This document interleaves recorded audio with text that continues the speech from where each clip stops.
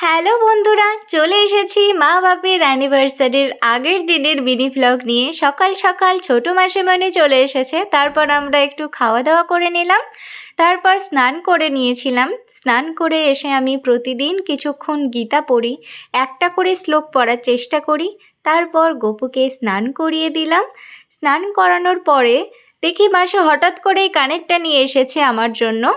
ভীষণ প্রিটি ছিল। তারপর দেখলাম লাঞ্চে কী কী ছিল, তো লাঞ্চে ছিল একটা পকোড়া, ডাল, বড়ি আলুর তরকারি, ভাত আর পটল আলুর তরকারি। তারপর দেখি আমার বড় মাসিমণি আমারই ভিডিও দেখছে। অন্য ঘরে এসে দেখি আমার ছোট মাসিও আমার ভিডিও দেখছে। তারপর আমরা লাঞ্চ করে নিলাম। তো আজকে যেহেতু শনিবার সব কিছু ভেজ ছিল। বিকালবেলায় ব্যালকনি থেকে একটু মাঠ দেখছিলাম। মাঠে খুব সুন্দর পাট গাছ হয়েছে। সন্ধ্যা হয়ে গেছিল, সন্ধেবেলায় গপু একটু চকলেট খায়, তো ওকে চকলেট দিলাম। তারপর দেখি মাসিমণি দুটো ছোট্টদের জামা তৈরি করেছে। তারপর আমি আর মাসিমণিরা একটু বাজারে এসেছিলাম কিছু জিনিস কেনাকাটা করতে। কেনাকাটার মাঝে আমরা একটু আইসক্রিম খেয়ে নিলাম, তারপর বাড়ি চলে এসেছিলাম।